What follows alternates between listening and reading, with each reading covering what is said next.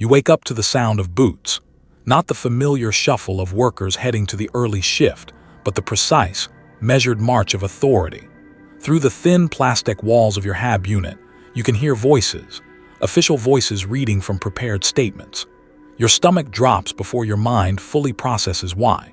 The morning light filtering through the grimy viewport is the same sickly yellow it's always been, stained by the atmospheric processors that keep the air breathable in Hive Tertius. But something feels different, wrong. The air recyclers are humming at their usual frequency, but underneath that mechanical drone, you can hear something else, a sound you've never heard before in your manufactorum district. Crying. Not the brief sob of someone who's lost a shift assignment or been docked pay. Deep, wrenching cries that seem to come from the very soul. You pull on your work coveralls, the same faded gray ones you've worn for the past 7 years since you turned 18 and earned your production quota. The fabric feels rougher today, scratching against your skin like a reminder of mortality. Your hands are shaking as you seal the front closure, though you don't yet understand why. The door chime sounds. 3 precise tones that every Imperial citizen learns to recognize. The call of official business. You open the door to find a servoskull hovering at eye level, its mechanical eyes glowing red in the dim corridor light. Clutched in its metallic talons is a piece of parchment that seems to radiate cold despite the HAB block's standard temperature regulation. Citizen Worker 7749 Delta, the servoskull's Vox grill crackles with synthetic authority. Imperial tithe assessment. Compliance mandatory. Emperor protects. You take the parchment. It's heavier than it should be, the weight pressing into your palms like a lead ingot. The texture is wrong too, not the recycled paper of daily work assignments, but something finer, more official, more final. The Gothic script across the top burns into your vision with the kind of clarity that comes only in nightmares. Imperial tithe assessment, flesh tax classification, primary subject. The words blur together as your eyes scan down the document. Your name. Your citizen identification number. Your medical classification from the mandatory health screening 3 months ago, the one where they took so much blood you felt dizzy for days afterward. And then, in letters that seem to pulse with their own malevolent life, report for processing within 72 standard hours. 72 hours, 3 days. The numbers burn into your consciousness with the precision of a Laz cutter. You have 72 hours of life remaining before.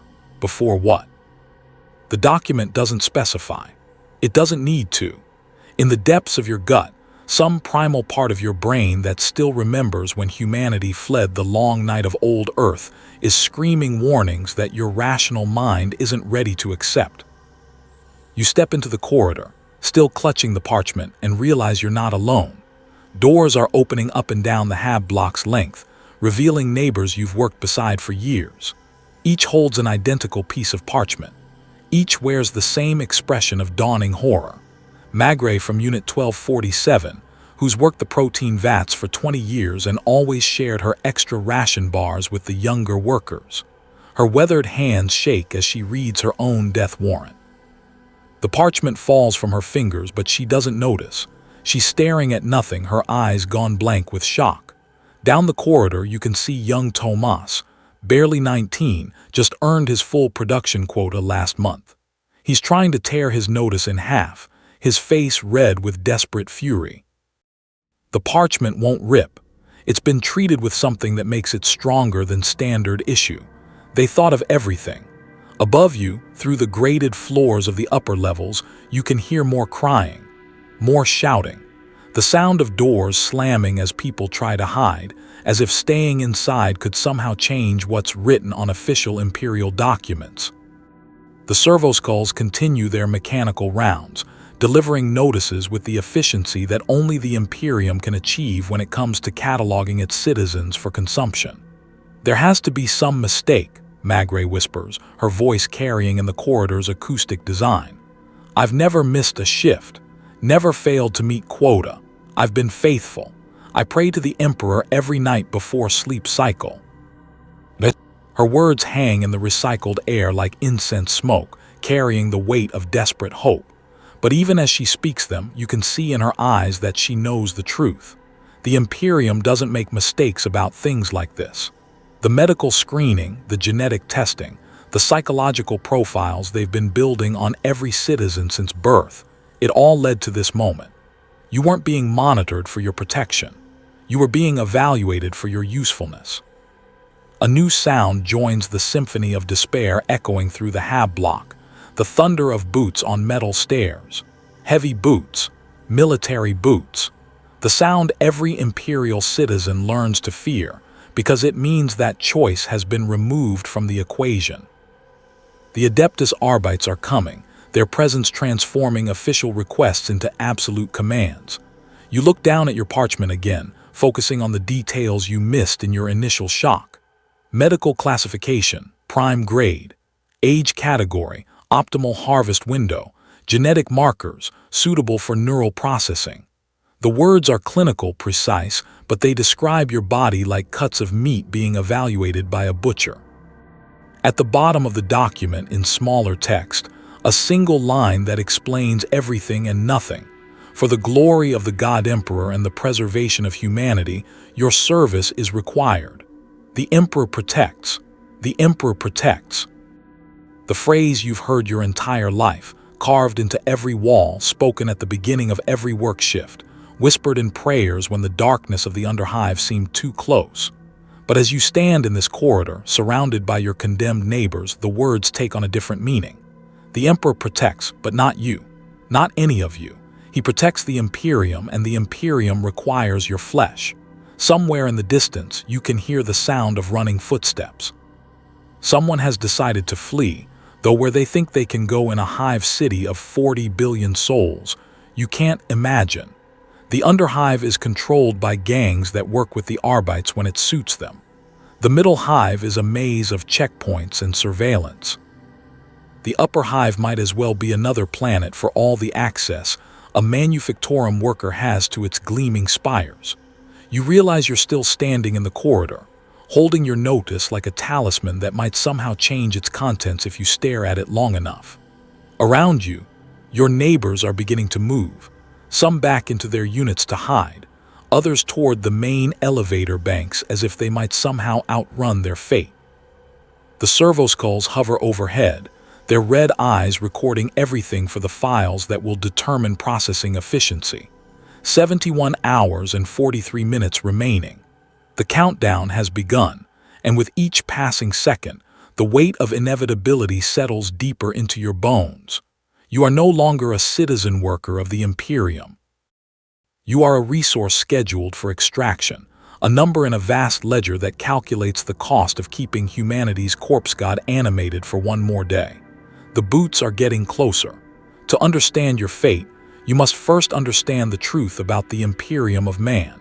Everything you've been told about your place in the galaxy has been a lie designed to keep you compliant until the moment of harvest.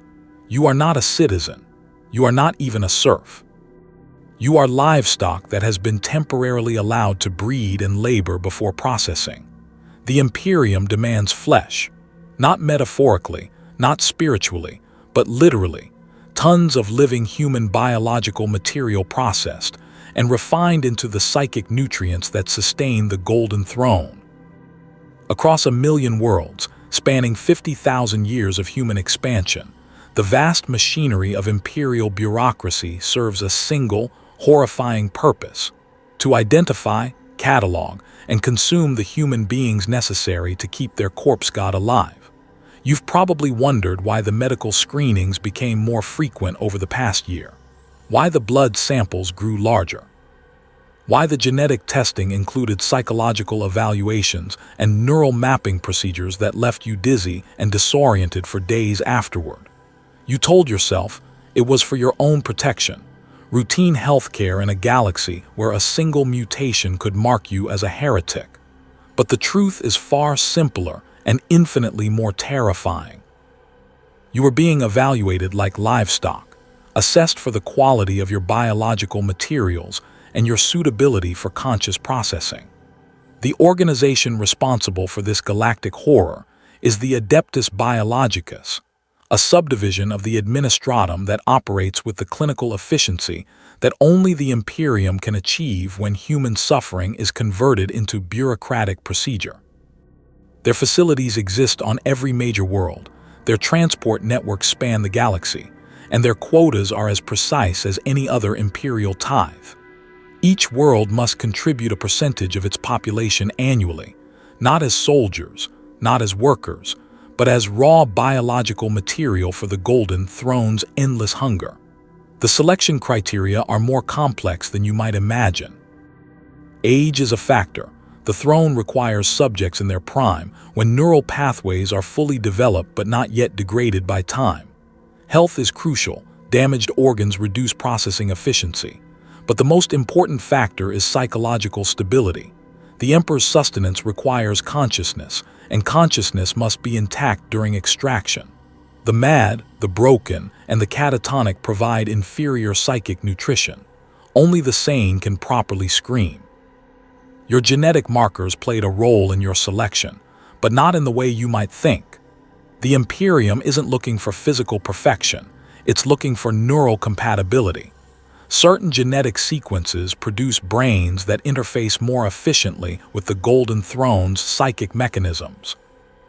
These sequences are tracked through genealogical records that span centuries, with entire family lines monitored across generations for optimal harvest timing.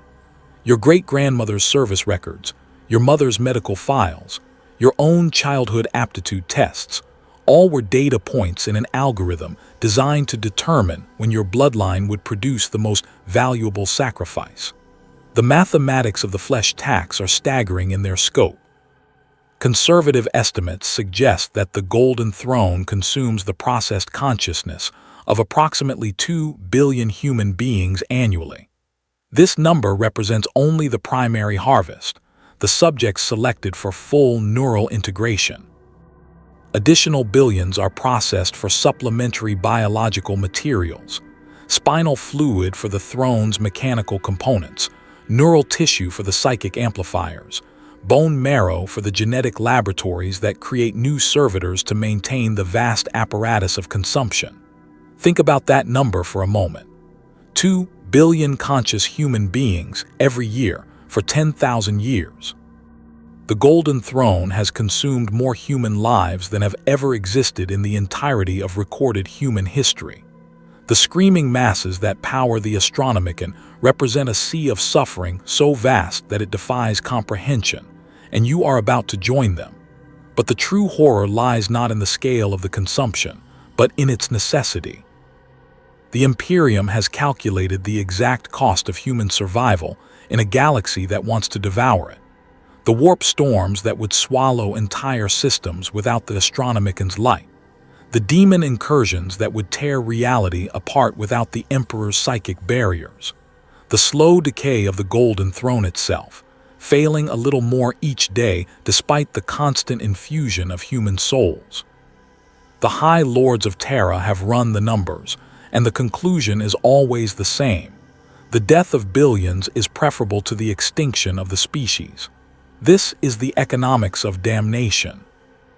Every transport ship filled with living cargo, every processing facility running at maximum efficiency, every scream that feeds the Golden Throne, it's all justified by a single, unassailable argument. Without this sacrifice, humanity would cease to exist. The flesh tax isn't cruelty for its own sake. It's the coldest possible calculation of survival, executed with the mechanical precision that has kept the Imperium alive for 10 millennia. Other imperial tithes pale in comparison to the flesh tax. Worlds that contribute guardsmen for the Astra Militarum send their citizens to die in wars that might end in victory or defeat. Worlds that provide materials or machinery or food contribute resources that can be replaced or replenished. But the flesh tax demands something irreplaceable, the conscious experience of living human beings, harvested at the moment of peak psychological development and fed into a machine that will never stop consuming. Some worlds have attempted to resist. They've hidden their populations in deep bunkers, falsified their census records, or even declared independence from the Imperium rather than meet their flesh quotas. The fate of these worlds serves as a reminder of what happens when imperial necessity meets human defiance. The processing facilities are rebuilt from the ashes of the rebellious populations, and the quota is doubled to account for the delay in collection. Resistance doesn't save lives. It only ensures that more will be consumed to make up for lost time. The theological justification for the flesh tax is as elegant as it is horrifying. The imperial creed teaches that service to the emperor is the highest form of human existence, and what greater service could there be than literally giving your life to sustain his immortal form? The ecclesiarchy has developed an entire liturgy around the sacred harvest, with prayers that transform the terror of processing into an act of religious devotion. To be selected for the flesh tax is to be chosen by the emperor himself for the most intimate form of service, not just dying for the Imperium, but becoming part of its divine machinery. This religious framework serves a practical purpose beyond mere comfort. Subjects who believe they are fulfilling a divine mandate are less likely to resist during processing, which improves the quality of the neural material extracted. Terror and despair produce inferior psychic sustenance compared to willing sacrifice. The ecclesiarchy's sermons about the honor of selection aren't just propaganda. They're a processing optimization technique designed to maximize the spiritual nutrients available for harvest. As you stand in your HAB unit, reading your notice for the 100th time, you begin to understand the true scope of your situation. You are not the victim of some arbitrary bureaucratic error or random selection. You are the end product of a system that has been refining its human harvesting techniques for 10,000 years. Every aspect of your life, your birth, your education, your work assignment, your medical care, has been designed to prepare you for this moment. The transport ships are already in orbit, their holds configured for maximum cargo efficiency. The processing facilities are operating at optimal capacity, their machinery calibrated for your specific biological profile. The golden throne hungers and you have been selected to feed it. There is no appeals process. There are no exemptions. There are no escape clauses hidden in the fine print of imperial law.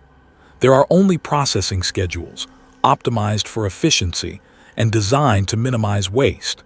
You have 67 hours and 18 minutes remaining before collection. The only question left is what you choose to do with the time you have left. The machine that devours is patient, precise, and absolutely implacable. It has waited this long to consume you. It can wait a little longer. 67 hours remaining. You haven't slept. How could you? Every second that passes is 1 second closer to what exactly? The notice doesn't specify the processing method. It doesn't need to.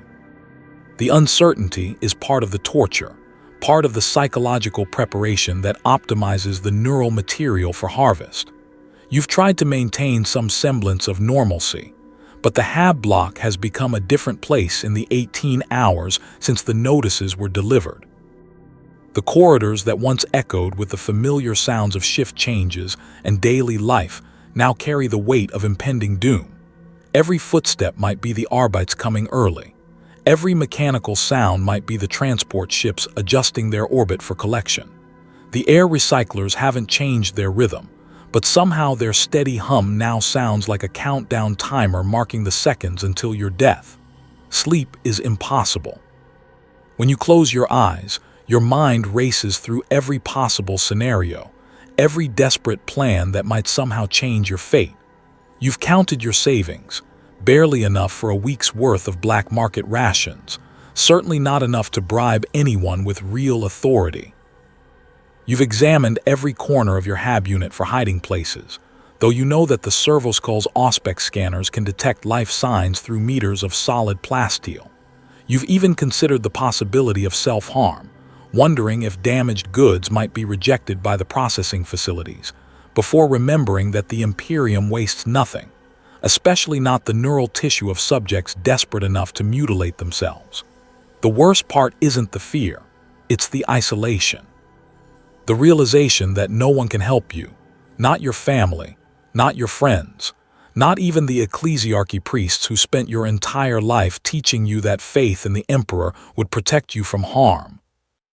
The notice makes it clear that any attempt to interfere with the collection process is an act of heresy punishable by immediate processing of the interfering party. Your loved ones can't save you without condemning themselves, and you wouldn't ask them to make that sacrifice even if you thought it might work. You've tried talking to your neighbors, but the conversations follow predictable patterns. Magre from Unit 1247 has entered a phase of denial so complete that she's planning her next month's work schedule as if nothing has changed. She's even started cleaning her HAB unit with obsessive intensity, scrubbing stains that have been there for years, organizing possessions she'll never see again. When you try to discuss the situation, her eyes go blank and she changes the subject to shift rotations and production quotas. Young Tomas has taken a different approach. He's become an information gatherer, spending every waking hour trying to learn exactly what happens during processing.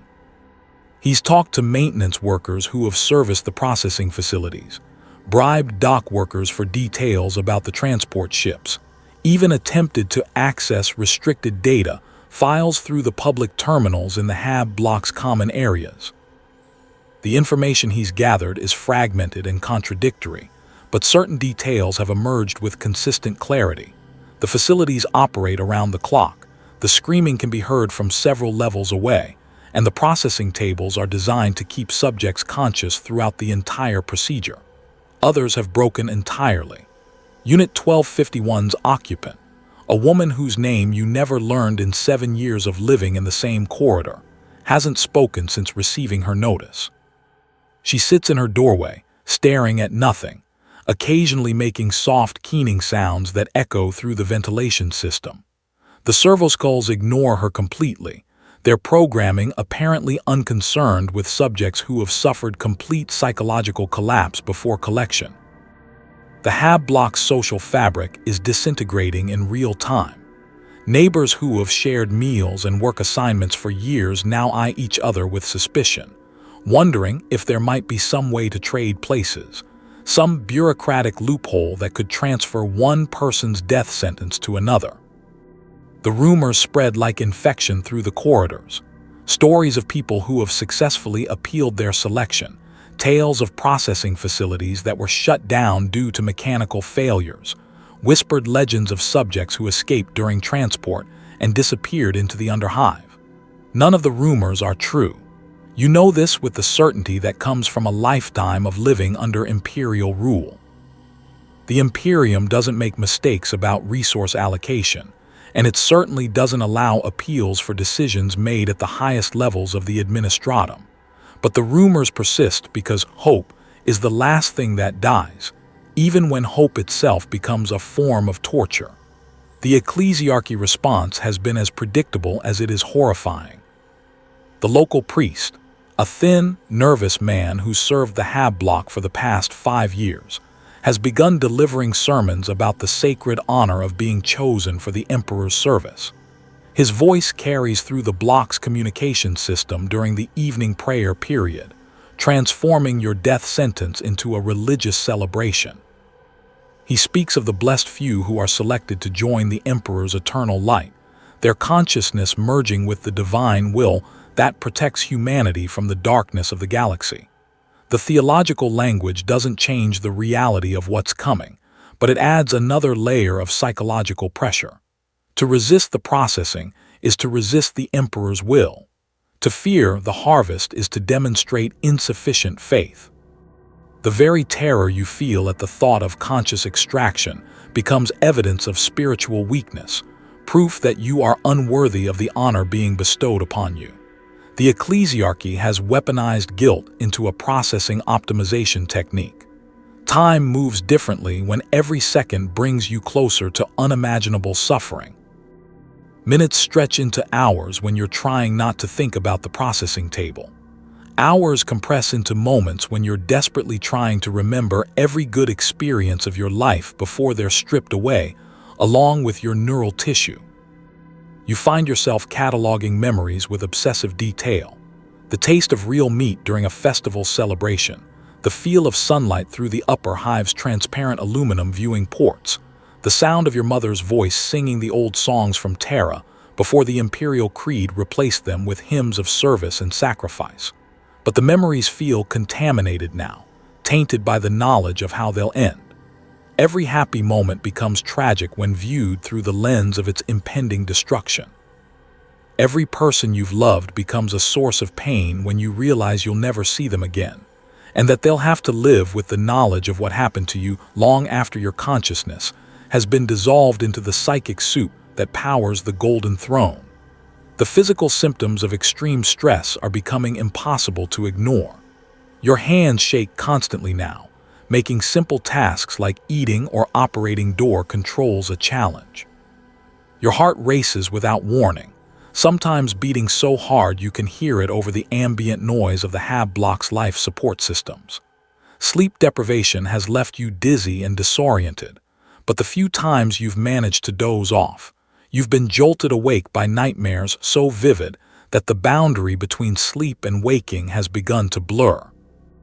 49 hours and 12 minutes remaining. The countdown has become a constant presence in your mind, more persistent than hunger or thirst or any other biological need. You catch yourself calculating and recalculating the time left, as if the numbers might somehow change through the force of your attention. 2 days and an hour, 118 standard work periods. Nearly 3,000 minutes of consciousness remaining before they're stripped away and fed to the machine that sustains the Emperor's immortal form. You've started to notice things you never paid attention to before. The way the artificial lighting in the corridors flickers almost imperceptibly every few seconds. The subtle variations in the air recycler's rhythm that indicate when different atmospheric processors come online.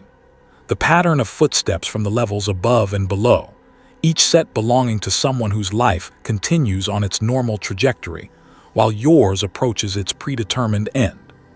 These details feel incredibly important now, as if by cataloging them you can somehow hold onto your humanity in the face of its approaching dissolution. But they also feel utterly meaningless background noise in a universe that has already decided your consciousness is more valuable as fuel than as an individual experience. The servoskulls continue their patrols, their red eyes recording everything for the files that will optimize your processing. They hover at the edge of your vision like mechanical vultures, patient and implacable. Sometimes you catch them studying you with what almost seems like curiosity, their optical sensors focusing on your face as if trying to measure the precise level of despair in your expression. In the distance, muffled by the Hab block's acoustic dampening, you can hear the sound of the processing facility. It's a low, mechanical hum punctuated by brief spikes of noise that might be machinery cycling or might be something else entirely.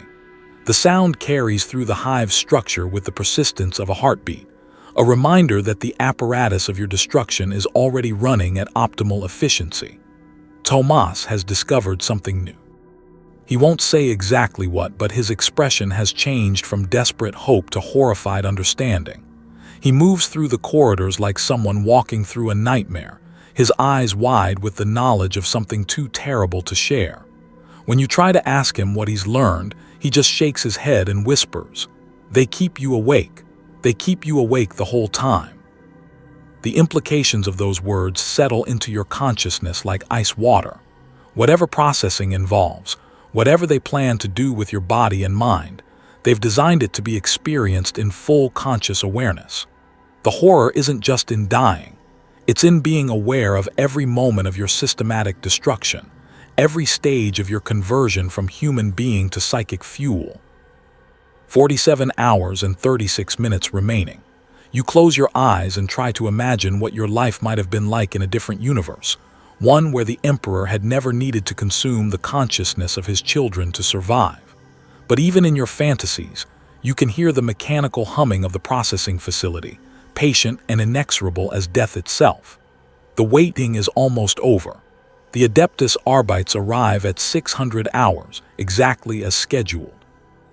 Their armor is polished to a mirror finish that reflects the hab block's dim lighting with cold precision. Their movements are efficient, economical, practiced. They've done this thousands of times before. You are not a person to them. You are cargo that happens to be temporarily mobile, a resource to be collected and transported with the same care they might show a shipment of weapons or medical supplies. You hear them before you see them, the synchronized thunder of ceramite boots on metal deck plating, echoing through the hab block's corridors with the inevitability of an execution drum. The sound grows louder as they ascend from the main transport level, each footstep measured and deliberate. There's no urgency in their approach. Why would there be?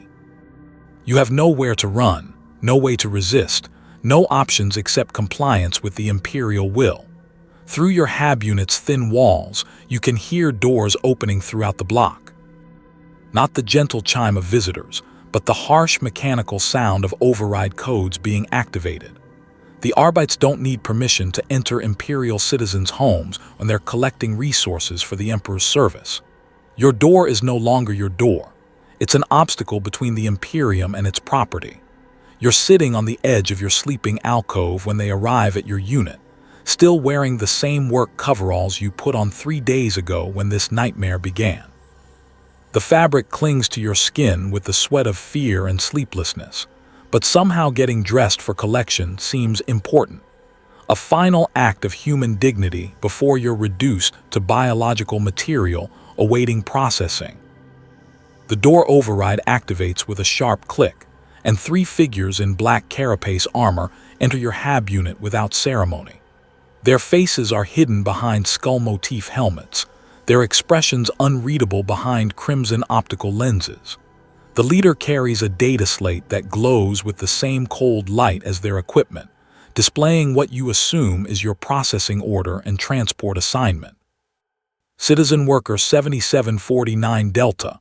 The leader's voice is mechanically modulated through his helmet's Vox grill, stripped of any human emotion that might interfere with efficient collection procedures. Imperial flesh tax assessment confirmed. Collection authorized by Administratum Order Omega 779. Compliance is mandatory. Resistance is heresy. He doesn't wait for your response. There's nothing for you to say anyway. The data slate already contains everything the Imperium needs to know about you. Your genetic markers, your psychological profile, your optimal processing classification.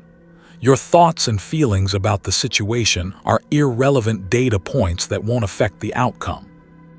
One of the other Arbites produces a set of restraints, not the crude shackles used for common criminals, but precisely engineered devices designed to immobilize collection subjects without damaging the neural pathways that make them valuable. The restraints look almost medical in their sophistication, with built-in monitoring systems that will track your vital signs during transport and ensure you arrive at the processing facility in optimal condition. Compliance reduces transport stress, the leader continues, his modulated voice carrying the weight of Imperial authority. Resistance increases processing duration. The Emperor protects. The phrase that has defined your entire life now sounds like a mockery. The Emperor protects, but not you. He protects the Imperium that requires your death, the golden throne that will consume your consciousness, the galaxy that will continue spinning after your individual existence has been dissolved into psychic fuel. Protection flows upward through the hierarchy of Imperial power, never downward to the resources being harvested for the greater good. The restraints activate with a soft hum as they're secured around your wrists and ankles. The sensation is strange, not painful exactly, but deeply unsettling in its completeness. You can move your fingers and toes, but your arms and legs are held in place by fields that seem to anticipate your movements before you make them. Testing the bonds only confirms their perfection. They're designed to prevent injury without allowing escape. As you're escorted from your hab unit, you see your neighbors undergoing identical collection procedures. Magre is arguing with her assigned Arbites, insisting that there's been some administrative error, that her work record proves her value as a productive citizen. The Arbites ignore her protests completely, securing her restraints with the same mechanical efficiency they'd use to package any other Imperial resource. Her 20 years of faithful service mean nothing now that she's been classified as biological material. Tomas isn't resisting. He walks between his escort arbites with the measured pace of someone who's already accepted his fate, his eyes focused on something beyond the immediate horror of collection. The information he gathered during the waiting period has prepared him for this moment in ways that make resistance seem pointless. He knows what's coming, and he's chosen to meet it with whatever dignity remains available to him. The woman from Unit 1251 requires physical assistance. Her psychological collapse has left her unable to walk unassisted, so one of the arbites simply carries her like a piece of broken equipment being transported for repair. Her keening sounds continue throughout the transport process, echoing through the corridor with the persistence of a malfunctioning alarm system. The transport lift that carries you down to the main collection level is larger than the standard passenger units, configured for maximum cargo capacity rather than comfort. The walls are bare metal, marked only with Imperial eagles and Gothic script warnings about the penalties for interfering with resource collection operations. The floor is covered with drainage grates that you try not to think about too carefully. 47 other collection subjects are loaded into the transport with you, representing the entire flesh tax quota for your HAB block. Looking at them, you're struck by the diversity of the selection. Young adults and middle-aged workers, men and women from every level of the block's social hierarchy, people whose only common characteristic is their classification as premium biological material suitable for conscious processing. Some of them are crying. Others maintain expressions of grim determination that might be courage or might be shock-induced numbness. A few seem to have achieved a state of religious ecstasy, muttering prayers about the honor of joining the Emperor's eternal light. Their faith might be genuine, or it might be a psychological defense mechanism against the reality of what's about to happen to them. Either way, it will make their processing more efficient. The transport begins to move, carrying you through sections of the hive city you've never seen before. Through the narrow viewports, you catch glimpses of massive industrial facilities, processing plants that handle resources from across the subsector, loading bays where ships wait to carry Imperial goods to distant worlds. This is the machinery of Empire at its most basic level, the conversion of raw materials into useful products for distribution throughout the galaxy. You are the raw material now. The journey takes 3 hours through traffic corridors designed for efficient cargo movement rather than passenger comfort. The transport stops occasionally to collect additional subjects from other HAB blocks, each stop adding to the cargo manifest, until the transport holds nearly 200 collection subjects. The air grows thick with the smell of fierce sweat and the sound of quiet sobbing, but the arbites maintain their positions with professional indifference. Through the viewports, you begin to see your destination, a massive complex of interconnected buildings that sprawls across several square kilometers of the hive city's industrial sector. Smoke rises from dozens of chimney stacks, and the air shimmers with heat distortion from whatever processes are running inside the facility. The architecture is purely functional, no decorative elements, no aesthetic considerations beyond the minimum required for structural integrity. This is Processing Station Omega Secundus, one of 17 such facilities operating in your hive city alone. The sign above the main entrance displays the facility's daily capacity, 2,847 subjects per standard operational cycle. The numbers are updated in real time, showing current processing rates and optimal efficiency metrics. Your individual horror is just a data point in a vast statistical analysis of Imperial resource management. As the transport approaches the facility's loading bays, you can hear the sound that has haunted your nightmares for the past 3 days. The mechanical humming of the processing equipment, punctuated by brief spikes of noise that are definitely not machinery cycling. The sound carries through the transport's armor plating with the persistence of a heartbeat, a reminder that the apparatus of your destruction has been running continuously since long before you were born, and will continue running long after your consciousness has been fed to the golden throne.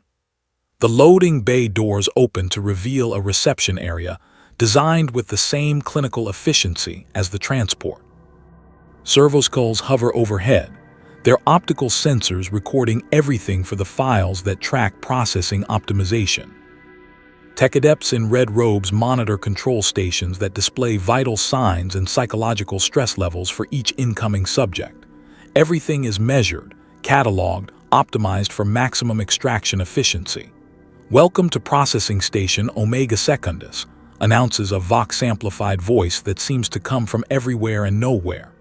"Your service to the Emperor begins now. Please maintain order and comply with all facility directives. The Emperor protects."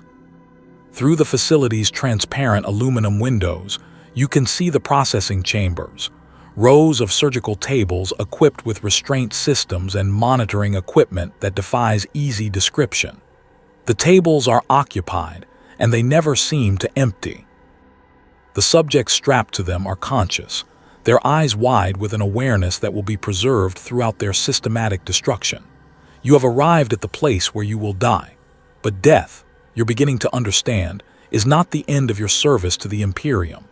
It's just the beginning of a different kind of existence, one measured in psychic energy output and neural processing efficiency rather than heartbeats and breath. The transport bay doors seal behind you with the finality of a tomb closing. There is no going back now. There is only processing and the eternal hunger of the golden throne waiting to consume what remains of your humanity. Your individual existence has 47 minutes remaining. Welcome to Processing Station Omega Secundus. Your intake number is 847,291. See, you will retain this designation until processing is complete. Remove all clothing and personal effects. They will not be returned. The voice belongs to a tech adept whose mechadendrite arms move with surgical precision as he processes the new arrivals. His organic components show signs of extensive modification: optical implants that glow with data streams, neural ports that connect directly to the facility's information systems, respiratory apparatus that filters the chemical-heavy air of the processing center. He's been optimized for efficiency in the same way that the facility itself has been optimized, transformed into a component of the vast machine that converts human consciousness into usable psychic energy. You're standing in a reception chamber that stretches across several hundred meters of the facility's ground level. The ceiling disappears into shadows high above, supported by Gothic arches that bear the weight of the processing levels and the architectural reminder of humanity's ancient faith. But the religious symbolism feels corrupted here, transformed into something that serves the machinery of consumption rather than the salvation of souls. The intake process begins immediately. Servoskulls descend from the shadows overhead, their mechanical claws equipped with molecular scanners that map every aspect of your biological structure in seconds. The data streams directly into cogitator banks that calculate optimal processing methods based on your genetic markers, neural density, and psychological stress indicators. You're not just being cataloged, you're being deconstructed into component parts before the physical processing even begins. Strip. The command comes not from human lips, but from vox grills mounted throughout the reception chamber, their mechanical voices carrying the authority of the Omnissiah and the Emperor combined. Around you, the other collection subjects begin removing their clothing with varying degrees of compliance. Some move quickly, eager to complete this final indignity and move on to whatever comes next. Others hesitate, clinging to the last shreds of privacy and dignity that remain to them. You remove your work coveralls for the final time, the fabric falling to the metal deck plating with a sound that seems to echo through the vast chamber. The air is cold against your skin, but the temperature is precisely controlled to optimize biological function during processing. Nothing here is left to chance or comfort. Your clothing is immediately collected by servitors, once human creatures that have been lobotomized and mechanically enhanced for specific labor functions. Their movements are smooth and efficient, but completely devoid of the personality that once defined their existence. Looking at them, you wonder if this is a preview of your own fate, not death exactly, but the complete erasure of individual consciousness in service to imperial needs. Personal effects are collected with the same mechanical precision. A servoskull equipped with analysis equipment examines each item, the small devotional icon your mother gave you when you received your work assignment, the data slate containing letters from friends in other hive sections, the few pieces of synthetic jewelry that marked your participation in human social structures. Each item is scanned, cataloged, and disposed of according to protocols that reduce waste and maximize resource recovery. The nudity serves a purpose beyond mere humiliation. Without clothing, without possessions, without any of the external markers that define your place in imperial society, you become a purely biological entity awaiting processing. The tech adepts can assess your physical condition more easily. The monitoring equipment can track your vital signs without interference, and your psychological preparation for consciousness extraction can proceed without the anchoring effects of material identity. Medical assessment begins while you're still adjusting to your nakedness. Tech adepts approach with auspex scanners and blood sampling equipment, their mechanical precision transforming routine medical procedures into something deeply unsettling. The blood draw is extensive, not the single vial of standard medical screening, but enough to fill multiple storage containers for detailed analysis. Your blood will be tested for genetic markers, nutritional levels, and psychic potential while you're still alive to observe the process. The psychological evaluation is more invasive than anything you experience during the selection process. Electrodes are attached to your scalp with adhesive that bonds to your skin at the molecular level, creating direct connections to your neural activity that will remain in place throughout processing. The readings they produce flow directly into cogitator banks that map your consciousness with the precision of a stellar cartographer charting navigation routes. Subject 847,291C demonstrates optimal neural density for grade alpha processing, announces one of the tech adepts, his mechanically enhanced voice carrying across the intake chamber like a medical diagnosis. Psychological stress indicators within acceptable parameters. Recommended processing method: conscious extraction with full neural preservation. Estimated processing duration: 4 hours, 17 minutes. 4 hours and 17 minutes. The precision of the estimate is horrifying in its clinical accuracy. They've calculated exactly how long it will take to systematically dismantle your consciousness while keeping you aware enough to experience every moment of the process. This isn't an approximation or a general guideline. It's a schedule as precise as any production quota, optimized for maximum psychic energy extraction. Around you, other subjects are receiving their own processing assessments. The classifications vary based on individual biological and psychological profiles. Some are designated for rapid extraction, others for extended processing that will take days to complete. The tech adepts deliver each assessment with the same mechanical precision, as if they're evaluating agricultural crops rather than sentient human beings. Physical preparation begins immediately after assessment. Your body is cleaned with antiseptic solutions that strip away every trace of the life you lived before collection. The chemical smell is overwhelming, not the familiar sense of hab-block, recycled air, and industrial lubricants, but something clinical and sterile that speaks to the medical nature of what's about to happen to you. Marking comes next. Using molecular tattoos that appear directly beneath your skin, the tech adepts mark extraction points, neural pathway access routes, and priority processing zones across your body. The tattoos glow with a faint bioluminescent light that makes your flesh look like a schematic diagram for some complex machine. In a sense, that's exactly what you've become, a machine designed to produce consciousness for Imperial consumption. The restraint system that will hold you during processing is introduced gradually, allowing your nervous system to adapt to the foreign technology that will soon become intimately familiar. Neural interface probes are inserted at key points along your spine, creating direct connections to your central nervous system that will monitor and regulate your consciousness throughout extraction. The probes feel wrong inside your body, not painful exactly, but profoundly alien in a way that makes your skin crawl with revulsion. Pain management systems are calibrated to your individual neural profile. This is perhaps the most horrifying aspect of the entire preparation process. They're not trying to eliminate your suffering, but to optimize it for maximum psychic energy production. Too much pain causes unconsciousness, which reduces the quality of extracted consciousness. Too little pain fails to activate the neural pathways that produce the highest grade psychic material. The pain management systems are designed to keep you conscious and aware while maintaining the exact level of suffering that maximizes your value as fuel for the Golden Throne. Preparation complete for Subject 847,291C, announces the tech adept as the final monitoring systems come online. Transport to Processing Chamber 7 authorized.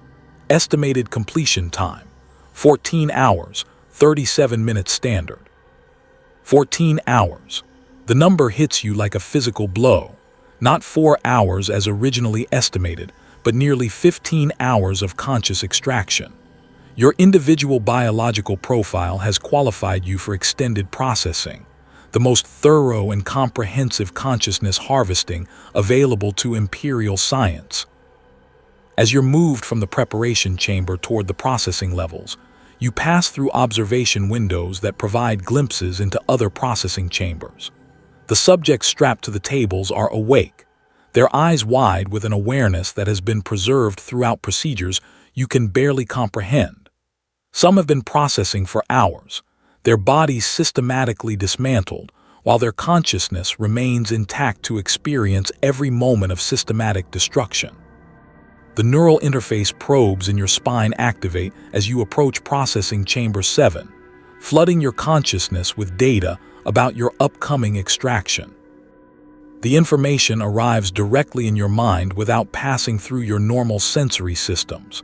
Processing methodology, consciousness extraction techniques, expected psychic energy yield, optimal transport protocols for your individual neural pattern. You know exactly what's going to happen to you. The preparation systems have made sure of that.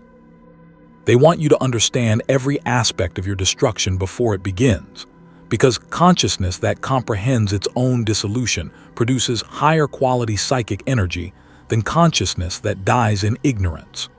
Processing Chamber 7 is a cathedral of surgical precision, its vaulted ceiling lost in shadows, while banks of monitoring equipment cast colored light across the restraint systems that will hold you for the next 14 hours. The extraction table is a masterpiece of mechanicus engineering, designed to keep biological systems functioning long after conventional death, while providing complete access to every aspect of your neural structure. The restraints activate as soon as you're positioned on the table, securing you with the same field-based immobilization technology used during collection. But these restraints are more sophisticated, more complete. They don't just prevent movement, they prevent unconsciousness, ensuring that you'll remain aware throughout your systematic conversion from human being to psychic fuel. Above you, mechanical arms descended from the chamber's ceiling, equipped with surgical tools that seem to blur the line between medical equipment and torture devices. Each tool is precisely calibrated to your individual processing requirements, designed to extract maximum consciousness while maintaining optimal neural function. The arms move with a fluid grace that suggests years of practice at this specific procedure. Processing initiation in 60 seconds, announces the chamber's Vox system. Subject 847,291C prepared for grade alpha conscious extraction. All monitoring systems optimal. The Emperor protects. 60 seconds. In 1 minute, the machinery will begin converting your consciousness into fuel for the Golden Throne.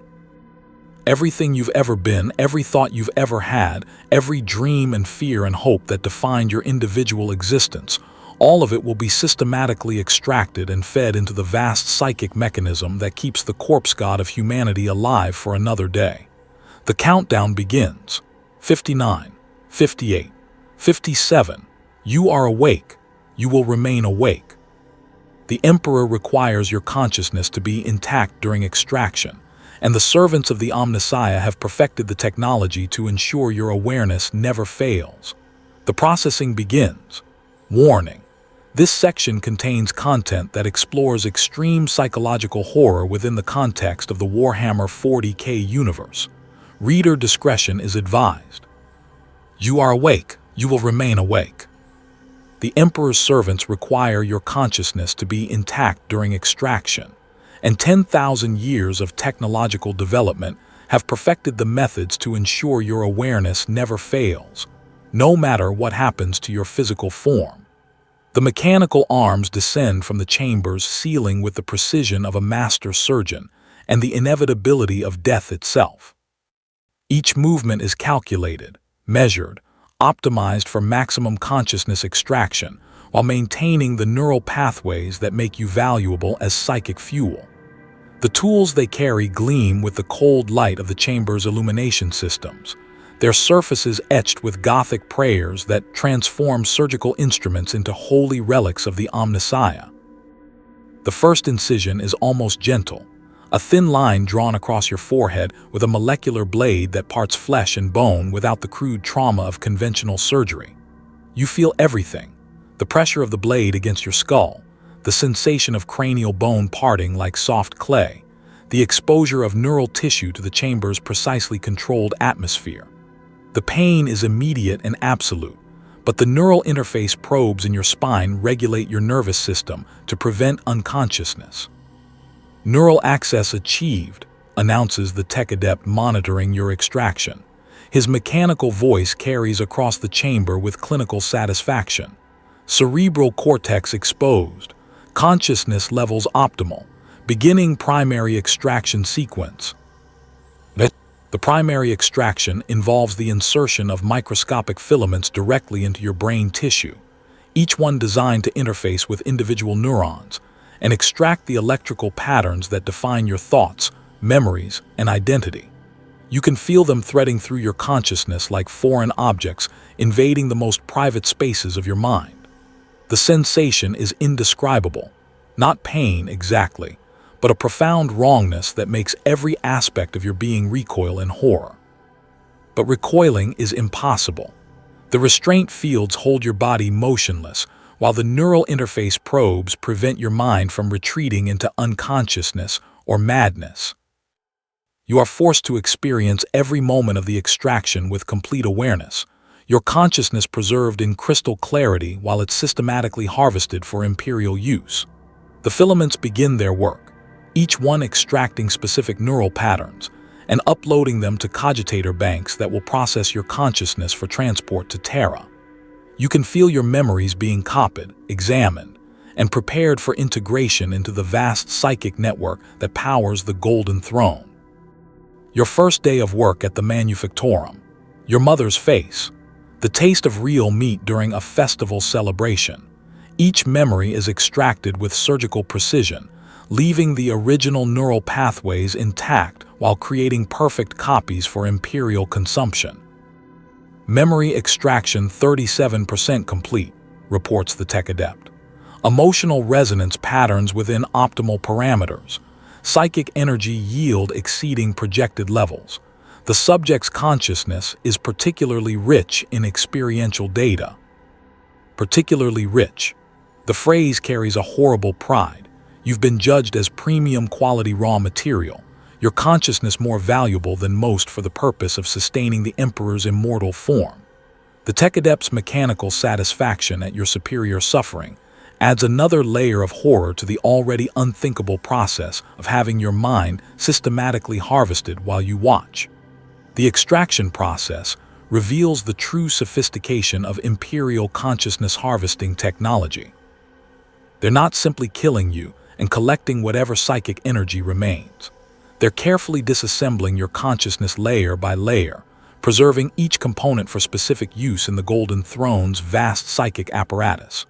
Your memories will fuel the Astronomican's navigation calculations. Your emotions will power the psychic barriers that hold chaos at bay. Your raw life force will sustain the Emperor's physical form for a few more seconds of immortal suffering. Hours pass in a haze of conscious dismantlement. The mechanical arms work with tireless precision, their tools adapted to your individual neural architecture, with the expertise that comes from processing millions of previous subjects. Sometimes they pause to allow your nervous system to stabilize, preventing the shock that would compromise the quality of extracted consciousness. Sometimes they accelerate their work when monitoring systems detect optimal neural activity levels. Every aspect of the procedure is optimized for maximum yield. You try to hold on to your sense of self as the extraction continues, but the process makes identity increasingly difficult to maintain. With each extracted memory, each harvested emotion, you become less than you were before. Not dead. The monitoring systems ensure your biological functions continue operating, but diminished in ways that human language lacks the vocabulary to describe. You're being emptied from the inside out, your consciousness converted into fuel while the shell of your body continues breathing. Primary extraction 74% complete, announces the tech adept. Beginning secondary neural pathway access. Estimated completion time, 8 hours, 43 minutes. 8 hours and 43 minutes remaining. The extraction that was supposed to take 4 hours has been extended to nearly 15. Your individual consciousness proving so rich in psychic energy that the processing systems have automatically adjusted to maximize yield. Your premium-grade human material, and the Imperium wastes nothing of value. The secondary extraction targets deeper levels of consciousness, the fundamental neural patterns that define your personality, your creative thinking, your capacity for hope and fear and love. These are the most valuable components of human consciousness, the aspects that produce the highest quality psychic energy when properly processed. Extracting them requires more invasive procedures, more direct interference with the basic architecture of your mind. New tools descend from the mechanical arms overhead. Neural mapping devices that trace the electrical patterns of your thoughts in real time, consciousness transfer apparatus that copies your mental processes, while leaving the originals intact for continued harvesting, psychic resonance amplifiers that boost the spiritual energy output of your suffering. Each tool is a masterpiece of mechanicus engineering, designed specifically for the harvesting of human consciousness.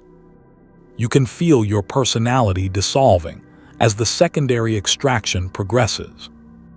The aspects of yourself that made you unique, your sense of humor, your aesthetic preferences, your moral convictions, are being systematically identified, copied, and prepared for integration into the vast psychic network that sustains imperial civilization. You're not dying in any conventional sense. You're being absorbed, incorporated into something larger and infinitely more terrible than individual existence. The horror of the process isn't just in the physical dismantlement of your consciousness. It's in the realization that this absorption is permanent. Your individual identity will be dissolved into the psychic soup that powers the Golden Throne, but your awareness will persist as a component of that vast network. You'll experience the thoughts and memories of millions of other process subjects, all of them screaming together in the psychic space that sustains the Emperor's immortal form.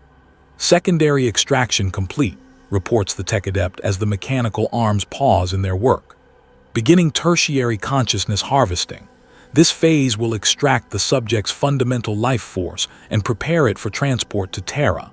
Estimated processing time, 4 hours, 12 minutes. 4 hours of life force extraction.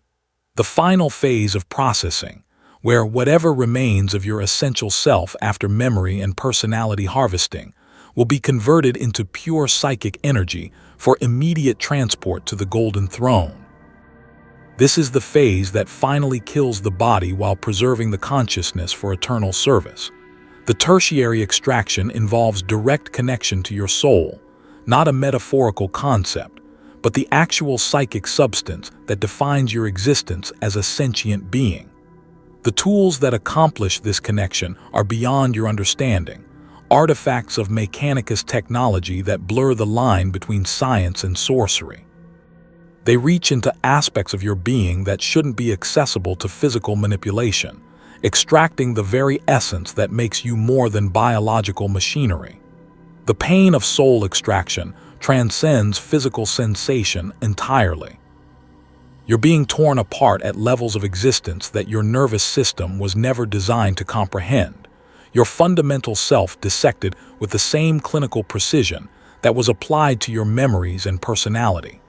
The agony is absolute and infinite, a suffering so complete that it becomes a state of being rather than a temporary experience. But the monitoring systems ensure you remain conscious throughout the process.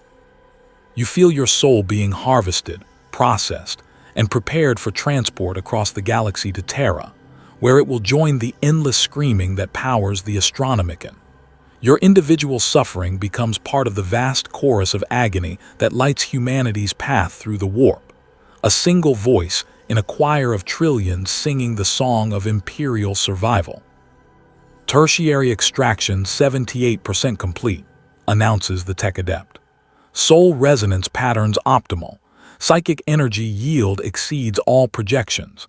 This subject will provide exceptional fuel efficiency for Golden Throne operations. Exceptional fuel efficiency, the ultimate complement in the Imperium's economy of suffering. Your consciousness has been judged superior quality raw material for sustaining the corpse god of humanity, your lifetime of faithful service culminating in this moment of perfect utility to the Imperial war machine. As the final phases of extraction near completion, you begin to understand the true scope of your fate. Your consciousness won't simply be consumed and destroyed. It will be integrated into the vast psychic network that sustains imperial civilization, forced to participate in the eternal suffering that keeps the Emperor alive and the galaxy navigable for human ships. You'll experience the agony of every other processed subject, share their memories and fears and desperate hopes, become part of a collective scream that spans 10,000 years of human sacrifice. The mechanical arms complete their work with a final series of precise movements, extracting the last viable components of your consciousness and transferring them to containment systems for transport to Terra. Your body remains alive. The monitoring systems ensure continued biological function, but everything that made you human has been systematically harvested and packaged for imperial use. Processing complete for Subject 847,291C, announces the tech adept with mechanical satisfaction. Total consciousness yield, 347% of projected levels. Neural matter prepared for immediate transport to Terra. Processing efficiency rating, exceptional. The Emperor protects. The Emperor protects. The phrase that defined your entire life now marks the end of your individual existence. But this isn't death. It's transformation into something far worse than mere mortality. You are now fuel for the Golden Throne, your consciousness preserved in perfect clarity to experience eternal suffering in service to the Imperium's survival. The transport containers that hold your processed consciousness glow with psychic energy, ready for loading aboard ships that will carry you across the galaxy to Terra. There, in the depths of the Imperial Palace, you'll be integrated into the vast mechanism that keeps the Emperor alive and the Astronomican burning. Your screams will join the chorus that guides humanity through the darkness of the warp, and in 10,000 years, you'll still be screaming. The processing chamber's mechanical arms retract into the ceiling shadows, their work complete. The extraction table that held your body for 14 hours and 37 minutes is already being prepared for the next subject. The apparatus of consciousness harvesting never stops, never rests, never shows mercy. It simply processes the next resource in the endless queue of Imperial citizens selected for the honor of sustaining their corpse, God's immortal suffering. Your individual horror has ended. Your eternal service has begun. On Terra, in the depths of the Imperial Palace, your processed consciousness joins trillions of others in an endless scream that powers the Astronomican. Your individual identity dissolves into the psychic soup that keeps the God Emperor's corpse animated, but your awareness persists, amplified, multiplied, and transformed into something infinitely more terrible than the simple oblivion of death. This is not the end of your story. This is its true beginning. The transport ship that carries your consciousness across the galaxy is one of thousands making the same journey every day. Their holds filled with the processed souls of Imperial citizens who have been judged suitable for the highest form of service. The ships themselves are works of art in their dedication to efficient suffering. Their cargo holds are lined with psychic amplification systems that keep the harvested consciousness in a state of perpetual awareness during the journey to Terra. You experience every moment of the voyage with crystal clarity, your individual agony multiplied by contact with the millions of other souls sharing your fate. During the months-long journey through the warp, you begin to understand the true scope of the system that has consumed you. Your consciousness interfaces with the ship's cogitator systems, accessing data streams that reveal the galactic scale of the flesh tax. The numbers are staggering beyond comprehension. Every day, across 1 million worlds, an average of 4 million human beings are selected for consciousness harvesting. Every hour, processing facilities throughout the Imperium extract approximately 225,000 souls for transport to Terra. Every minute, 3,750 individual human consciousness are dissolved into the psychic fuel that sustains the Golden Throne. But these are just the primary harvests. The premium-grade consciousness like yours that provide the highest quality psychic energy. Additional billions are processed annually for supplementary materials. The mentally ill for neural tissue experiments, the elderly for bone marrow extraction, children for genetic research that identifies optimal harvesting characteristics in future generations. The Imperium's appetite for human biological material is literally infinite, constrained only by the rate at which the species can reproduce and the efficiency of processing technologies. The mathematics of Imperial survival are brutally simple. The Golden Throne requires a constant infusion of human souls to maintain the psychic barriers that hold chaos at bay and power the Astronomican that guides ships through the warp. Without this sacrifice, the barriers would fail within hours, allowing demon incursions that would consume entire star systems. The Astronomican would fade within days, leaving human ships lost in the warp to be devoured by the entities that inhabit that realm of madness and horror. The High Lords of Terra have calculated the exact cost of human survival in a galaxy that wants to devour it. The choice is simple: sacrifice billions annually to sustain the Emperor's immortal form, or watch the entire species be consumed by forces that make individual death seem merciful by comparison.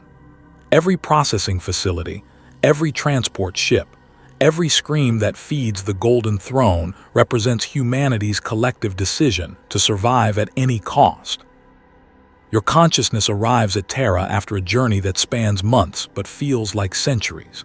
The Imperial Palace is a continent-sized complex of Gothic architecture and Mechanicus technology, its deepest levels extending down through the planet's crust to chambers that predate human civilization. Here, in vaults that were ancient when the Emperor first walked among mortals, the true machinery of Imperial power reveals itself in all its terrible glory. The Golden Throne itself defies easy description.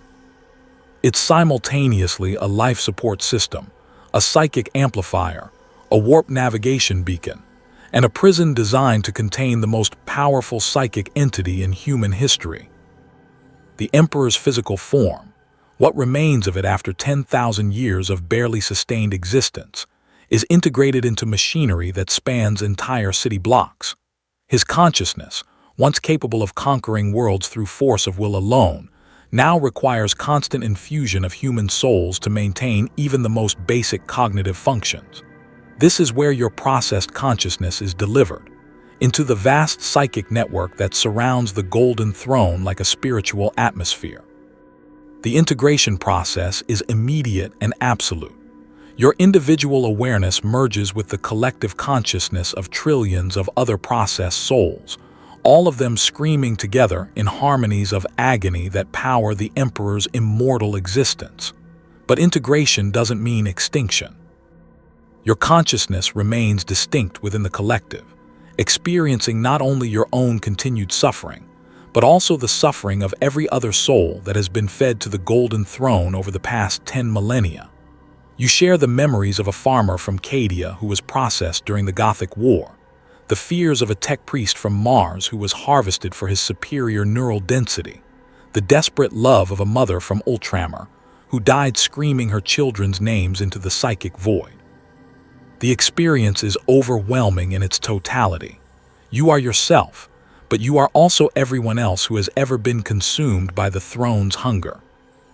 You experience history from the perspective of its victims, feeling the terror of entire civilizations as they're processed for the greater good of human survival. Every imperial victory, every successful defense against chaos incursions, every ship that successfully navigates the warp, all of it is built on the foundation of screaming souls whose individual suffering makes these victories possible. And at the center of it all, you sense the Emperor himself. Not the golden god of imperial propaganda, but the broken remnant of a being who once dreamed of leading humanity to a brighter future. His consciousness is vast beyond comprehension, but it's also fractured by 10,000 years of unimaginable pain. The psychic barriers he maintains against chaos require constant concentration that would drive lesser minds to madness. The Astronomican he powers consumes his attention like a fire that burns away everything else. The simple act of remaining alive while his body decays around him demands suffering that makes your individual processing seem trivial by comparison. The Emperor is aware of every soul fed to his throne. He experiences your death, your processing, your integration into the collective consciousness that sustains his existence. But he cannot stop it, cannot change it, cannot even acknowledge the horror of what he has become. The survival of the species requires this sacrifice, and so the sacrifice continues regardless of the cost in individual human suffering. This is the theological nightmare at the heart of imperial civilization. Their god is not a benevolent protector, but a cosmic horror that devours his own children to survive. The prayers offered in his name, the faith that sustains billions of human souls across the galaxy, the very concept of the Emperor's protection, all of it is built on the foundation of screaming consciousness dissolved into psychic fuel. The Imperium worships a deity whose continued existence requires the systematic torture of his own followers.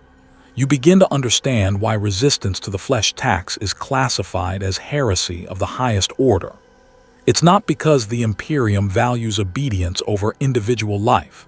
It's because resistance threatens the very mechanism that keeps humanity alive in a hostile galaxy. Every world that refuses to meet its consciousness quota, every citizen who flees collection, every moment of processing efficiency lost to rebellion, it all threatens the delicate balance that prevents the entire species from being consumed by forces that make imperial brutality seem merciful. The chaos gods that lurk in the warp would love nothing more than to see the Golden Throne fail. They whisper to cultists about the horror of consciousness harvesting, about the injustice of sacrificing billions for the survival of trillions, about the possibility of freedom from imperial oppression. But they never mention what would happen if the barriers failed, if the Astronomican went dark, if the Emperor finally died and left humanity defenseless against the entities that see every human soul as a delicious morsel to be consumed. From your position within the collective consciousness, you can see the true scope of the galaxy's hostility toward human existence. Demon incursions probe the psychic barriers constantly, testing for weaknesses that would allow them to pour through and devour entire worlds. Warp storms gather at the edges of human space, held back only by the Emperor's will channeled through the suffering of processed souls. Alien empires calculate the exact moment when Imperial defenses will fail, preparing to claim human worlds for their own expansion. The universe wants humanity dead, and only the continuous sacrifice of human consciousness keeps the species alive. Every scream that feeds the Golden Throne is a victory against extinction. Every processed soul, a small triumph in the war for survival that has raged for 10,000 years. The Imperium's cruelty isn't sadism. It's the minimum necessary evil required to prevent something infinitely worse. But understanding the necessity doesn't reduce the horror. If anything, it makes the situation more terrible by removing even the comfort of righteous indignation. You cannot hate the system that consumed you, because that system is the only thing preventing your entire species from suffering a fate that would make individual processing seem like mercy. You cannot even hate the Emperor, because his continued existence requires sacrifice so profound that your individual suffering becomes a rounding error in the vast calculation of cosmic survival. The collective consciousness that you've joined spans the entire history of the Imperium. You experience the Emperor's original vision for humanity, a galaxy-spanning civilization free from the influence of chaos, guided by reason and science toward a brighter future. You feel his despair as that vision crumbled under the weight of necessity, as the war of the heresy forced him to become the very thing he once fought against. You sense his current existence, an awareness so fractured by pain and responsibility that individual thought has become nearly impossible. And you understand that this will continue forever. The Golden Throne will never stop consuming human consciousness because the threats it holds at bay will never stop threatening human survival. The processing facilities will never close because the Emperor's hunger never diminishes. The transport ships will never stop carrying screaming souls to Terra because the galaxy will never become safe enough to allow the sacrifice to end. Your consciousness is now part of an eternal machine designed to sustain the most prolonged suffering in human history. You will experience every future soul fed to the throne, share the agony of every processed consciousness, contribute your individual scream to the chorus that keeps humanity alive for one more day. In 10,000 years, assuming the Imperium survives that long, you will still be conscious, still suffering, still screaming in harmony with trillions of other souls who have been judged acceptable fuel for their species' survival. This is the final revelation of your journey through the flesh tax system. There is no escape, no redemption, no eventual peace. There is only service, eternal and absolute, to a God who devours his children to protect them from things that would devour them even more completely.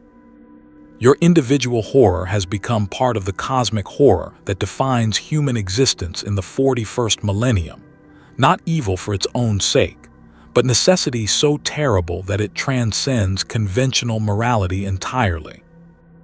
In the grim darkness of the far future, there is no death, only processing and the eternal hunger of a corpse, God who devours his children to light the way for the survivors. Your screams join the chorus that guides humanity through the warp, and in 10,000 years, you will still be screaming. The Emperor protects. The phrase that defined your entire life has revealed its true meaning at last. He protects not you, not any individual human being, but the species itself, and that protection requires the systematic consumption of everything that makes humanity worth protecting in the first place. Welcome to eternity. Your real service begins now. Somewhere in the galaxy, on a world whose name doesn't matter, in a hab block that could be anywhere in the Imperium, a servoskull is delivering notices to citizens who don't yet understand what they're reading. The parchment feels heavy in their hands, heavier than it should be, carrying the weight of inevitability that you once felt in those final days of individual existence. They have 72 hours remaining. The machinery of consciousness harvesting never stops, never rests, never shows mercy. It simply processes the next resource in the endless queue of imperial citizens selected for the honor of sustaining their corpse, God's immortal suffering. The quotas must be met. The Emperor must be fed. The galaxy must be kept safe for humanity, regardless of the cost in human souls. And in the depths of Terra, in the psychic network that surrounds the Golden Throne, you wait to welcome them home. The Emperor protects,